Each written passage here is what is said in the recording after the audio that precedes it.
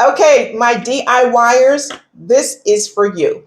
For those of you who love to be under the sink, you're not going to call a plumber. You're going to fix it yourself. You're in Home Depot getting all the parts.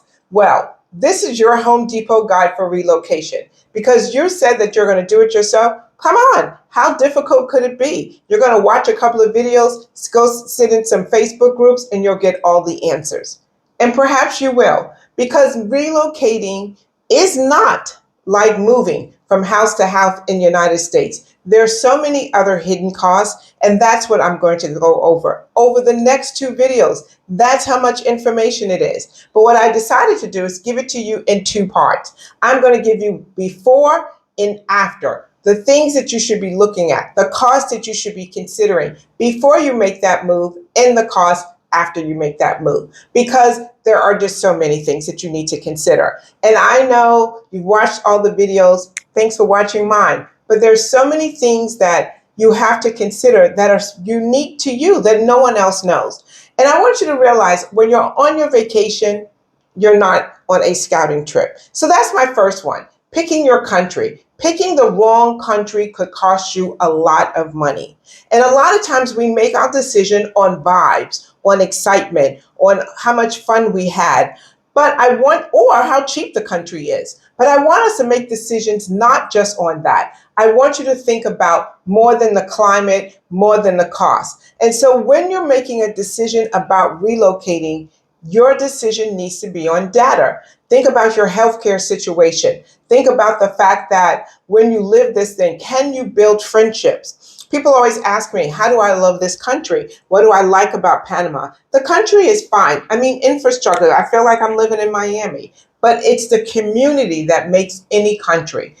There are countries with less than this kind of infrastructure that I absolutely love because community was so important. So think about that. So, because once you land in a country, you pack up all your stuff, sell all your stuff, land somewhere, start making deposits, it is very expensive to change. Can you change? Absolutely. No decision like this is permanent. But think about the money that you would waste in getting visas and paying utility fees or paying deposits on homes just to find out that you don't like it. So that's one of the mistakes I see. People choose the wrong country. Another place where we waste money is in currency conversion, not understanding what the impact of currency conversion can be. If you're living in a country that's not using the US dollar and your income, your investments are all in the US dollar, you best to believe you better understand how to convert that money,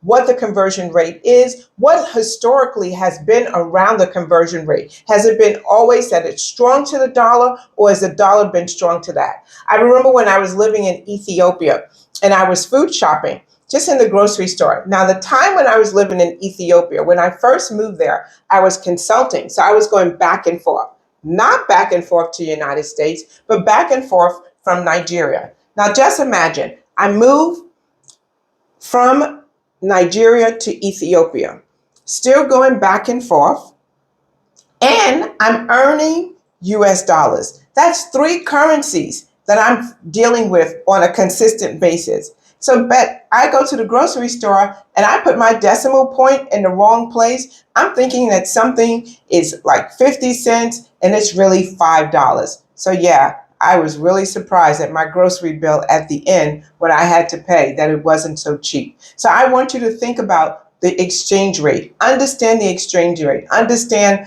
exactly what's happening. You don't want to find out that the country is more expensive than you thought simply because you didn't understand how to convert. That's a lot of money that could be wasted. That could mess you up even in security deposits. It could mess you up when you're even looking at rent. You're looking at something you're thinking is $1,250 and you think that that's $1,250, and in fact it's 1,250 euros. So you want to understand that. Ask LL Cool J. Early in his career, he made that mistake in Europe. Thought something was quoted in US dollars, didn't realize it was quoted in dollars. No, it was quoted in euro. He thought it was in dollars and wound up paying twice as much. So that is something you want to consider. Also, the fact that when you're doing currency conversion, there's transfer fees, there is exchange fees, there So all of these things you want to calculate when you are thinking about relocating.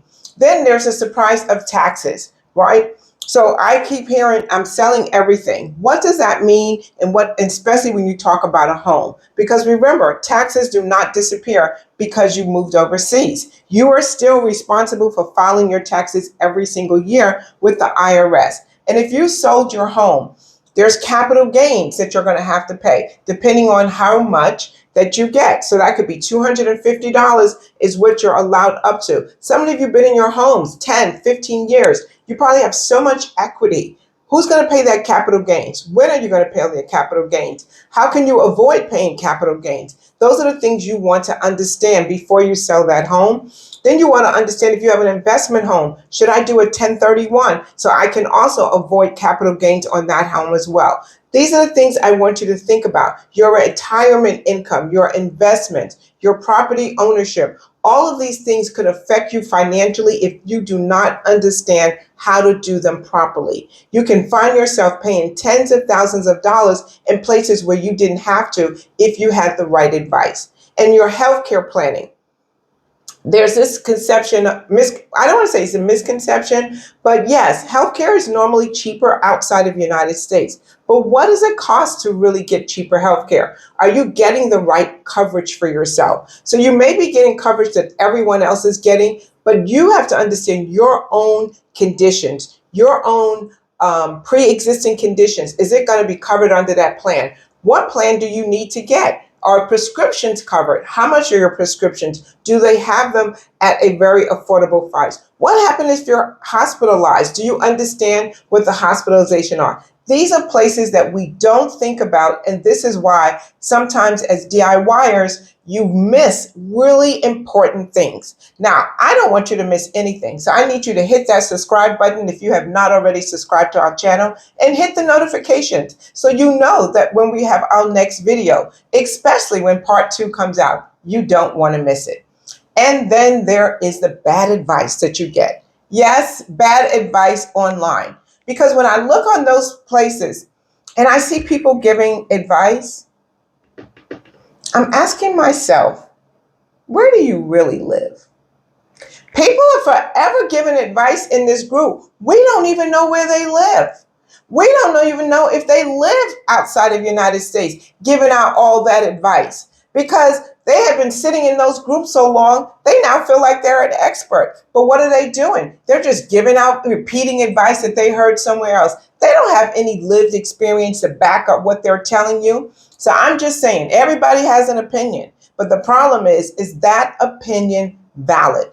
Is the source of your information valid? You want to hear from people who are not about to do it, thinking about doing it, but who are doing it. And you know what? You want to hear from somebody who's done it in more than one place. I mean, Chairmanda told us a single story. You want more than just a single perspective on what's happening. You want to also make sure, is their information current? Are they telling you about something that they read 2014 or something? I don't know. I mean, a lot of times people come to countries, they visit, they make a decision to relocate, and they're not relocating. I see people talking about, I'm coming in 2028 or I'm coming in 2030. This country may not even be the same, whatever country you're looking for. So the circumstances in the country could change and people could be giving you outdated information. Yes, the internet has so many resources. Yes, online, there's so much information you can get between AI,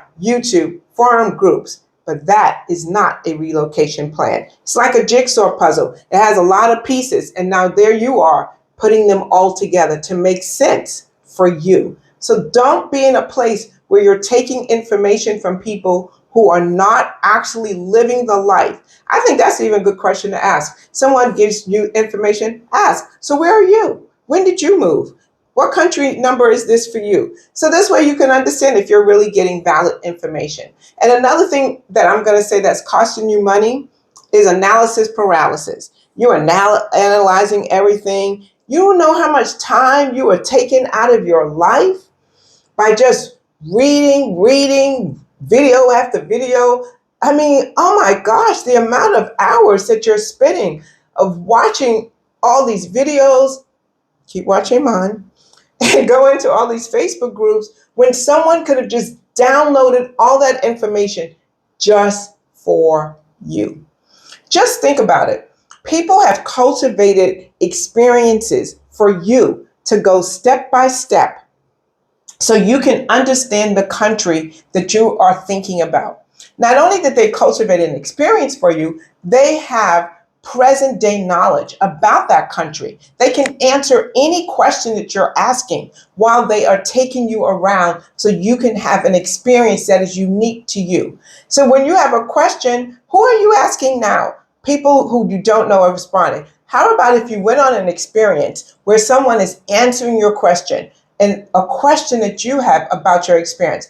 I love the fact that when we take our clients on our immersion experiences, we organize that experience based on where they want to live, what their medical condition is, where they want to shop, what their price range is, how they want to live. This unique experience is totally about them.